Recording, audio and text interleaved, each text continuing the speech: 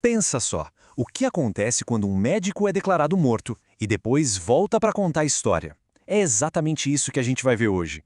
A gente vai mergulhar na incrível e, olha, muito bem documentada experiência de quase morte do Dr. George Ritchie.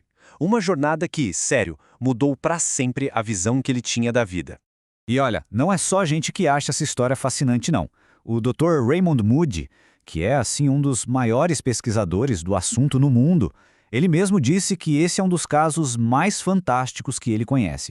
Então, só por aí, já dá para ter uma ideia do peso do que a gente está prestes a descobrir, né?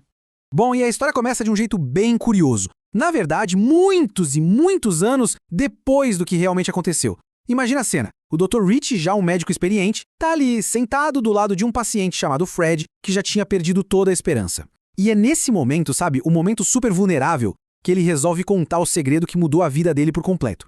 Mas, para a gente entender o real impacto dessa experiência, a gente precisa voltar no tempo. Vamos lá para 1943. Ali, a gente conhece o jovem George Ritchie, um cara cheio de sonhos, super animado para começar a estudar medicina no exército. Mal sabia ele, né, que o destino estava preparando uma virada totalmente inesperada na vida dele. E é bem aqui que o destino entra em cena. Do nada, uma doença super agressiva aparece e meio que bota um ponto final em todos os planos dele. Só que ao mesmo tempo, essa doença abriu uma porta para algo que ia redefinir tudo o que ele entendia sobre a vida, sobre a morte e sobre tudo que existe entre uma coisa e outra. E a piora dele foi assustadoramente rápida, coisa de menos de 2 semanas. Um rapaz jovem, saudável, de repente estava à beira da morte. Essa linha do tempo mostra bem essa escalada. Começa com uma febre e vai até o dia 21 de dezembro, o dia em que o médico de plantão declarou ele oficialmente morto.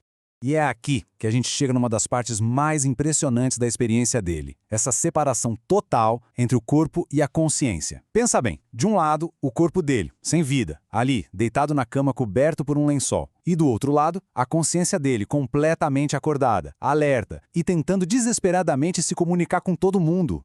E olha só, isso não foi só uma sensação, uma coisa da cabeça dele, não. A gente está falando de 9 minutos. 9 minutos. E isso está nos registros oficiais do hospital. Ele ficou clinicamente morto por 9 minutos. Esse detalhe, por si só, já dá uma credibilidade enorme para tudo que ele contou que aconteceu depois. Então, o que será que aconteceu nesses 9 minutos? Bom, ele descreve um encontro. Um encontro que mudou o rumo da vida dele para sempre. Foi uma experiência com uma presença, que ele descreve como divina, e que fez ele questionar a base de tudo que ele acreditava. Ele conta que viu uma luz, sabe? Uma luz com um brilho que ele nem consegue descrever, mas ele percebeu logo de cara que não era só uma luz, era um ser. E o mais forte que vinha dessa presença não era medo, não era julgamento, era um amor. Um amor puro, incondicional. Um amor que parecia conhecer cada pedacinho dele e o aceitava completamente. E aí veio o momento chave. A vida inteira dele passou na frente dos olhos dele como se fosse um filme, sabe? E em cada cena, cada momento, uma única pergunta ecoava. Uma pergunta simples, mas ao mesmo tempo muito profunda. O que você fez com a sua vida? E ali na hora ele entendeu. A pergunta não era sobre o que ele conquistou, sobre a carreira, sobre os diplomas, nada disso. A verdadeira medida da vida dele, a única coisa que importava de verdade, era outra. Era o quanto você foi capaz de amar. O amor, no fim das contas, era a única coisa que tinha valor. E a experiência não parou por aí, não. Depois dessa grande revelação, esse ser de luz levou ele numa espécie de viagem por outras realidades. E o que ele viu foi que o pós-vida, na verdade, era como um espelho do estado interior de cada um. O contraste que ele viu foi chocante.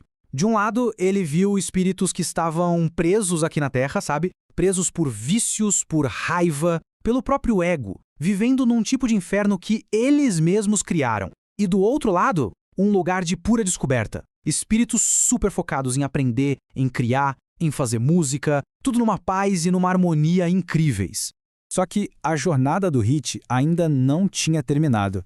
Ele voltou. Ele voltou à vida. Mas o rapaz que acordou naquela cama de hospital já não era o mesmo que tinha morrido minutos antes. Aquela experiência transformou ele para sempre. E o jeito que ele voltou foi tão incrível quanto a própria jornada dele. Foi por causa de um atendente, um rapaz que, Mesmo com todo mundo dizendo que não tinha mais jeito, simplesmente se recusou a desistir. Ele insistiu tanto, mas tanto para o médico tentar uma injeção de adrenalina direto no coração. Uma última cartada, sabe? E, contra todas as expectativas, funcionou. O coração do George voltou a bater. Depois disso, por mais de 30 anos, o Dr. Hitch viveu essa lição todos os dias. Ele se tornou o médico que sempre quis ser. Um psiquiatra que se dedicou a ajudar as pessoas.